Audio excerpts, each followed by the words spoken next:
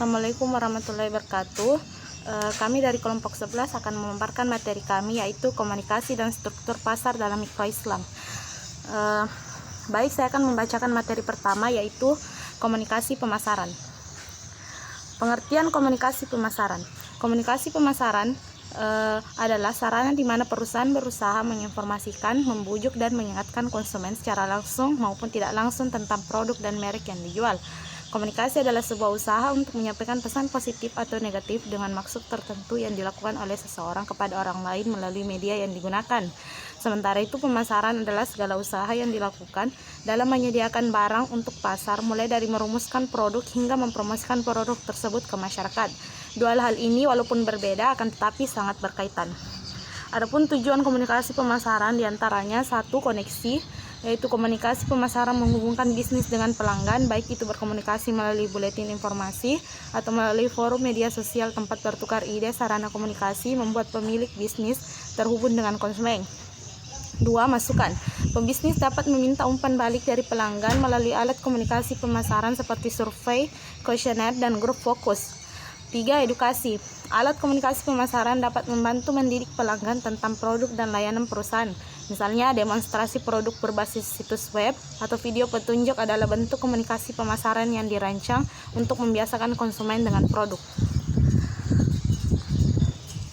4. Branding. Branding membangun bisnis dan layanan di benak konsumen dan dapat membantu meningkatkan loyalitas pelanggan.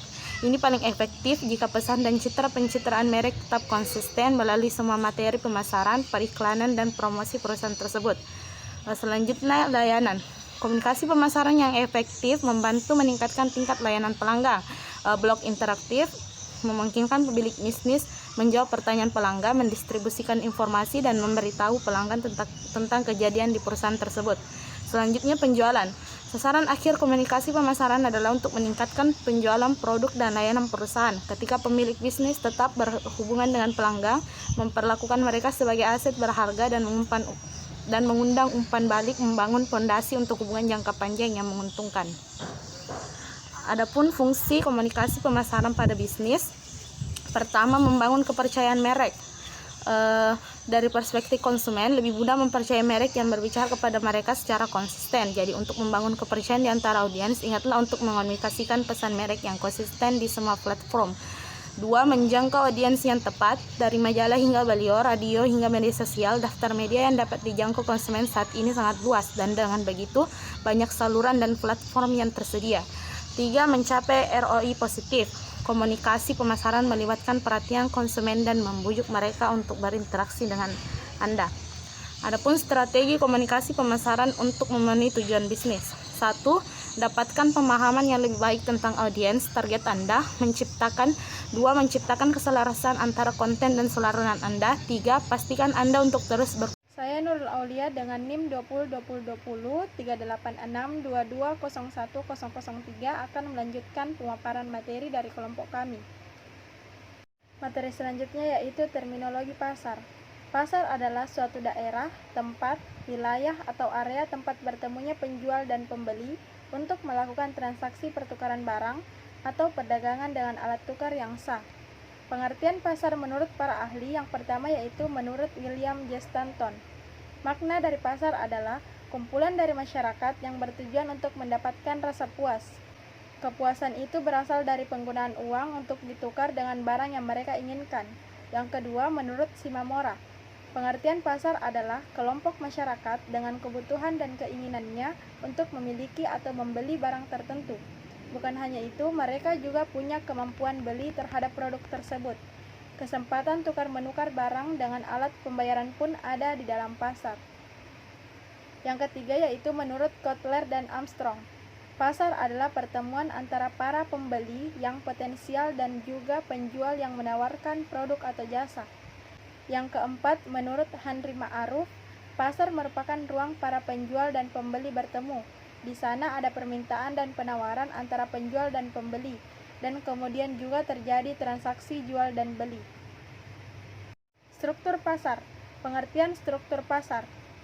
Pengertian struktur pasar dari beberapa sumber buku. Menurut Jaya 2001, struktur pasar adalah suatu variabel yang digunakan dalam menentukan perilaku perusahaan interaksi perilaku perusahaan, dan struktur pasar akan menentukan sebuah kinerja.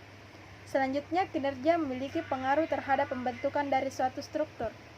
Menurut Teguh, 2010, struktur pasar adalah karakteristik yang menunjukkan kondisi pasar, seperti jumlah pembeli dan penjual, keadaan produk, keadaan pengetahuan penjual dan pembeli, serta keadaan rintangan pasar. Menurut Hasibuan 1993, struktur pasar adalah jumlah dan ukuran distribusi perusahaan dalam pasar serta mudah atau sulitnya masuk dan keluar dari pasar. Menurut Arsyad dan Kusuma 2014, struktur pasar adalah derajat persaingan dalam industri yang cenderung berubah secara perlahan-lahan, bahkan dapat dianggap tetap atau relatif permanen dalam jangka pendek.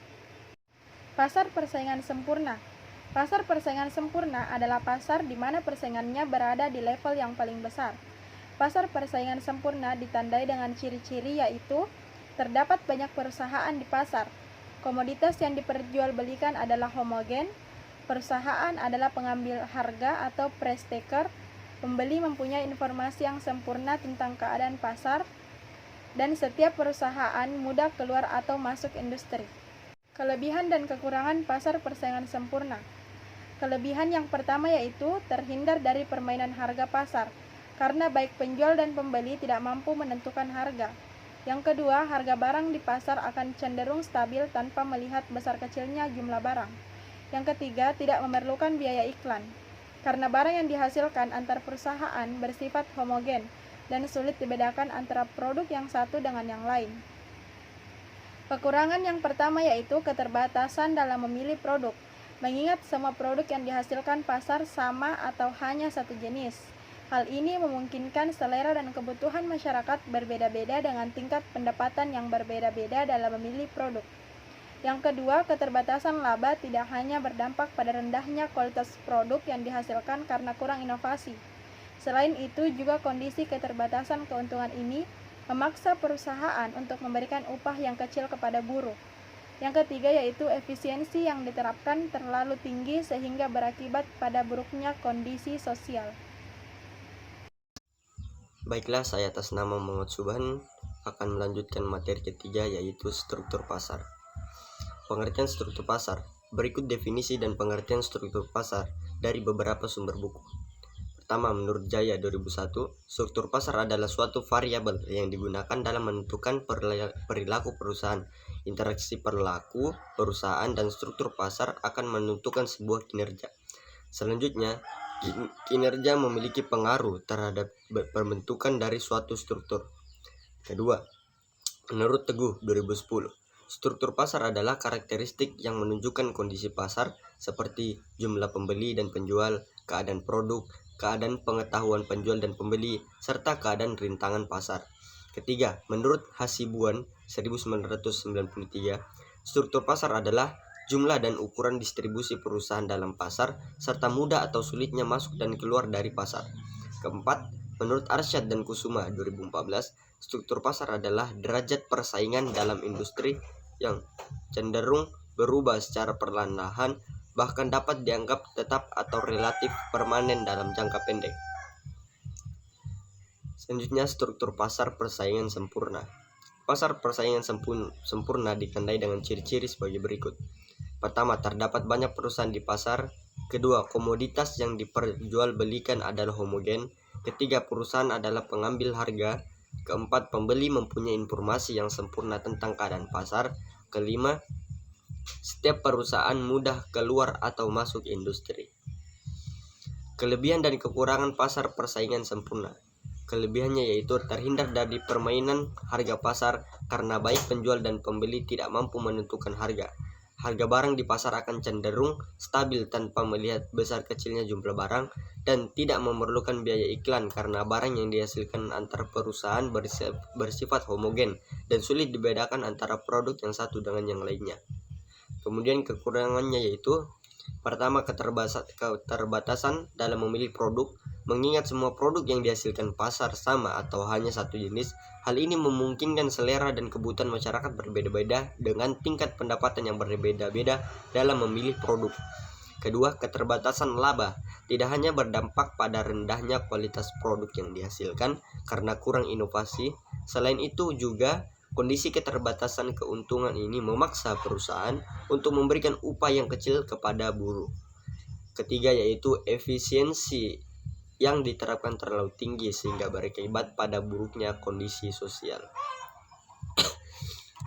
Selanjutnya yaitu struktur pasar persaingan tidak sempurna. Pasar persaingan tidak sempurna merupakan struktur pasar dalam dunia perekonomian. Pasar ini tercipta ketika pasar persaingan sempurna tidak berjalan dengan baik. Ciri-ciri pasar persaingan tidak sempurna ialah sebagai berikut. Pertama, ketidakseimbangan penjual dan pembeli. Kedua, sulitnya berpartisipasi. Ketiga, penjual menentukan harga. Dan keempat, tidak ada barang pengganti. Kemudian, kelebihan dan kekurangan pasar persaingan tidak sempurna. Kelebihannya yaitu barang berkualitas. Kedua, profit lebih besar. Ketiga, inovasi produk. Dan keempat, bebas biaya produksi. Yaitu kekurangannya yaitu sedikit pilihan, permainan dan diskriminasi harga, eksploitasi konsumen. Ketidakseimbangan jumlah penjual dan pembeli menyebabkan pasar ini rentan terjadi eksploitasi konsumen. Jenis-jenis pasar persaingan tidak sempurna. Pertama, pasar monopoli. Pasar monopoli hanya terdapat satu penjual yang mendominasi dan berkuasa. Penjual di pasar ini juga mampu menjadi penentu harga. Kedua, pasar oligopoli. Pada pasar ini terdapat beberapa penjual yang menguasai pasar. Dalam sistem ini, kegiatan promosi masih diperlukan guna memperkenalkan produk dan menyaingi penjual lain. Persaingan dalam pasar oligopoli terbilang cukup ketat. Ketiga, pasar monopolistik. Pasar monopolistik terdiri dari penjual yang menjual produk identik tetapi memiliki perbedaan dan ciri khas masing-masing baik dari segi keamanan, bentuk, fungsi, manfaat, dan sebagainya. Jumlah penjualnya tidak terbatas dan dapat dimasuki kompetitor baru. Selanjutnya, jenis-jenis pasar persaingan tidak sempurna. Yang keempat yaitu pasar monopsoni. Pasar monopsoni memiliki ciri di mana terdapat banyak penjual dan hanya satu pembeli. Kondisi ini membuat pembeli jauh lebih berkuasa dari penjual. Kelima, pasar oligopsoni. Pasar ini terdiri dari banyak penjual dan beberapa pembeli, di mana pembeli akan mengolah produk untuk kemudian dijual kembali. Di pasar ini, harga produk cenderung stabil dan lebih ditentukan oleh pembeli. Mungkin itu saja materi yang sempat kami sampaikan, kurang dan lebihnya mohon dimaafkan. Assalamualaikum warahmatullahi wabarakatuh.